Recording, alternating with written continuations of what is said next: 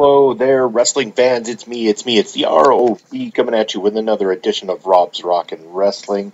This time it is Sunday night, and we are just barely removed from the conclusion of Survivor Series. So here is going to be my full report and review of the show. WWE Survivor Series 2017. Started with the matches on the kickoff show. We were treated to Elias versus Matt Hardy. Fairly well contested match between the two of them. This was obviously made to look, continue to make Elias look strong. WWE see a lot in him, obviously, and right now Matt Hardy kind of, floundering a little bit with his singles run. Hopefully they are going to do something to change that up right away. Maybe some sort of version of the broken character. There has been rumors going around that something is in the works and everything, but we'll wait and see what ends up happening there. There is no guarantee on that just yet. As always, rumors are rumors. Next, we were into the Cruiserweight Championship match. Enzo Amore defending his Cruiserweight Championship against Kalisto. It's been one of the focal points of 205 Live at the moment, especially since Enzo recaptured the Cruiserweight Championship. The match was fairly well contested, probably not the best of their exchanges, but, at the same time, not really a terrible match either. So, both men doing fairly well here in this Cruiserweight bout. And so Enzo Amore coming out the victor in the end and still your Cruiserweight champion. Next on the kickoff show, surprisingly, Kevin Owens and Sami Zayn teaming up to take on Breezango. This, I think, was done mostly to keep up the whole Shane trying to screw them around sort of gimmick and stuff that would play later into the evening. Sami Zayn, Kevin Owens picking up a comfortable win over Breezango in a decent kickoff show match. Nothing major to report on that. So now it's time to start the actual Survivor Series show itself. And we're starting off the night. Remember, this is all Raw versus SmackDown. So from the SmackDown side of things, we have your boys, the New Day, taking on the Hounds of Justice, the Shield.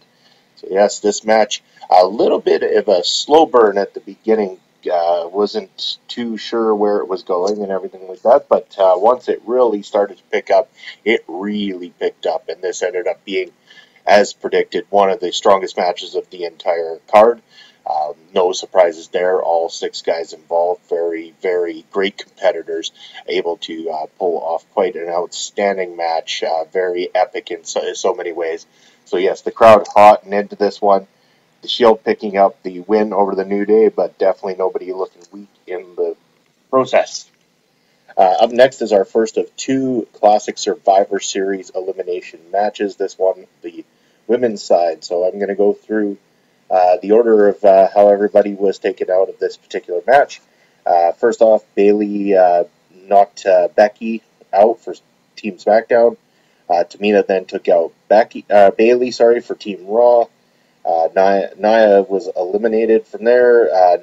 Naomi defeated Alicia Fox.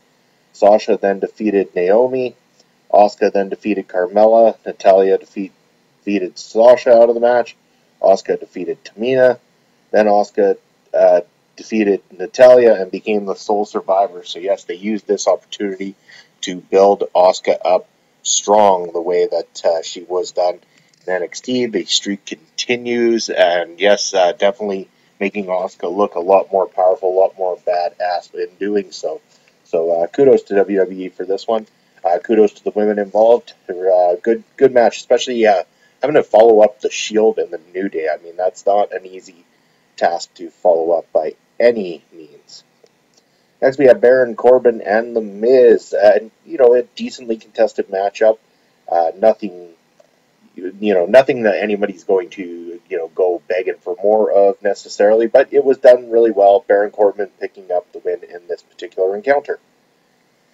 Next, we had the Usos taking on the Bar in, what would probably end up being not the match of the night, but pretty close to, or maybe the match of the night. There was a couple of matches here that kind of were right there for me. They kind of all stood out pretty decently. The Shield and New Day being one of those matches. This one being another one. The Usos, the Bar, really took it to one another. It was a great, fantastic tag team encounter, just proving why both the Usos and the Bar are two of the best tag teams in the world today. Them getting to showcase this and getting a long time to do so allowed for quite an entertaining match. The Usos picking up the win in the end. So yes, SmackDown picking up another win in this Raw versus SmackDown sort of an evening. Up next, Charlotte, SmackDown Live Women's Champion, took on Alexa Bliss. And to my surprise, this one actually very well contested, making both competitors look strong in this encounter. We already know the accolades of Charlotte and how tough she can be. We know what Alexa's all about. We know that she is good at what she does, but at the same time, how would she measure up against the Queen, Charlotte? And yes, measured up quite well. The two of them had a great encounter. Nothing that I can pick apart really too badly in this one. It was done well, executed well. Charlotte getting the win, of course, but yes, at the same time, Alexa Bliss not being made to look weak in any sense of the word. Surprising, though, no Carmella, no cash-in on that Money in the Bank, especially on a night where there was really only the one championship that was up for grabs, and that was the Cruiserweight title on the pre-show. I was very surprised not to see Carmella cash in that Money in the Bank briefcase, so maybe she's waiting for her WrestleMania moment. I'm not too sure, but I guess we'll just have to wait and see on that one. Next, we had the match Brock Lesnar taking on AJ Styles. Yes, Universal Champion versus the WWE Champion. And I've got to say, when this match started, and it started to look very much like shades of the John Cena-Brock Lesnar match from SummerSlam a few years back, where it was nothing more than a squash, a surprising squash. I was thinking, like, why would they want to do this again? Why don't allow history to repeat itself? There's no element of surprise there. There's no fun factor in it for the fans if they have to sit there and watch this again. When it happened to Cena, and not taking anything away from Cena, we didn't see it coming because it was John Cena. The problem here is that if you would have done it again, it would be so obvious the fans would have tuned out and not cared at all. But yes, after a little while of this looking like the squash match that we were expecting it to be, AJ put up a fight and retaliated against Brock Lesnar. AJ did a hell of a job selling what he had taken from Brock Lesnar, and everything made him look like he just caught that second win. And even the commentary team, props to them for really selling the idea that the longer the match went on, the better in favor of AJ Styles it went, because he was getting a second win when Brock was starting to tire out, which is why it really looked special when AJ was coming back. You really understood, okay, this guy, he's fighting with all his heart. He's dug down deep. He's found that second win. Brock's tiring, and now he's capitalizing on it. And capitalize he did. AJ really took the fight to Brock Lesnar. Brock Lesnar sold the hell out of everything that AJ did. There was times where I borderline thought they might surprise us and allow AJ Styles to get that win over Brock Lesnar.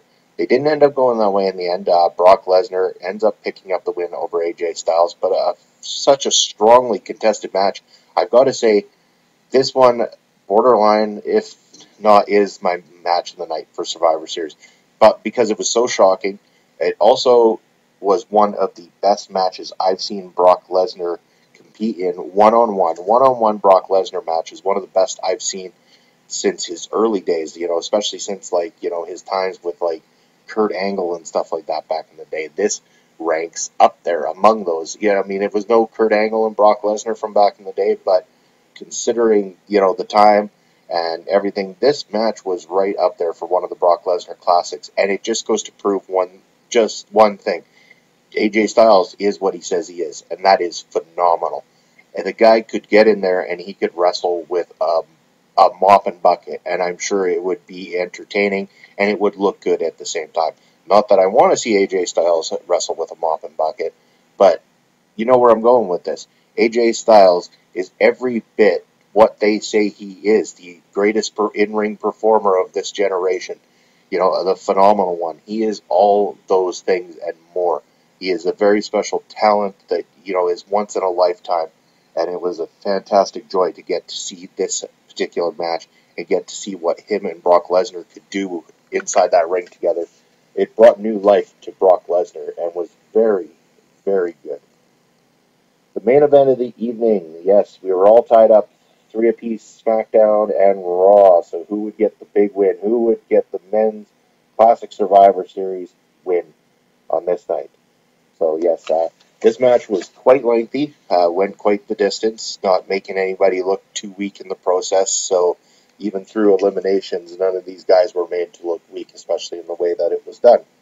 Braun Strowman put Nakamura and Bobby Roode out back-to-back simultaneously, or well, not simultaneously, but back-to-back anyway, one after another. So Nakamura was out first, Roode out second, advantage Raw. Then John Cena manages to put a defeat over Samoa Joe, evening the odds a little bit more. Then Kurt Angle puts out Cena. So now Raw's got a strong, strong advantage. Randy Orton then takes out Finn Balor. And then Shane defeats Kurt Angle. And this was done after Triple H turned on Kurt Angle, setting forth the seeds of Kurt Angle versus Triple H for WrestleMania. We saw the writing on the wall.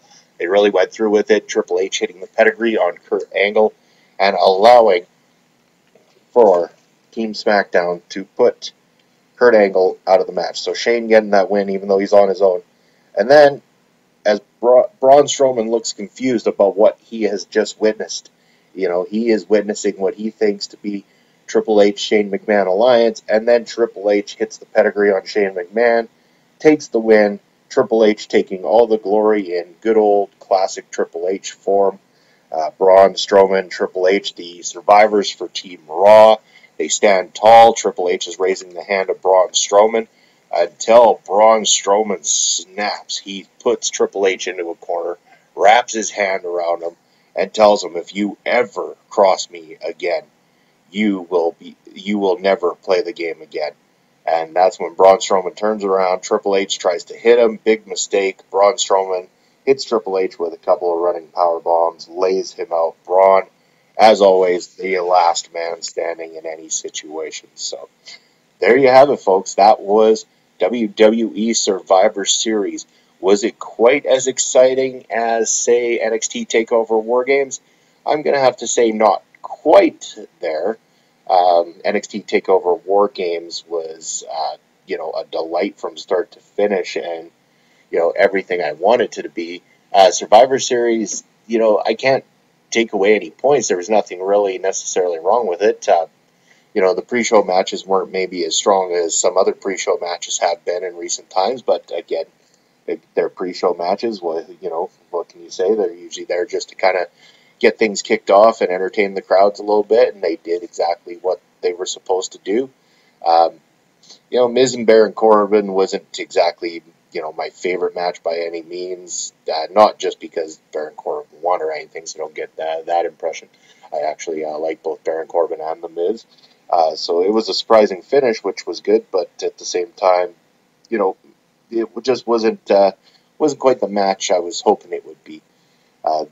They don't quite seem to have, I guess it's just the dynamic of their two characters. They're both egotistical characters and stuff like that, and so the drive didn't feel like it was there quite as much. It just wasn't as much there as what there was for the other matches in particular. So, that's, if I'm going to have to pick one fault, I'll say it was Baron Corbin and The Miz, and that's not even really a fault at the same time.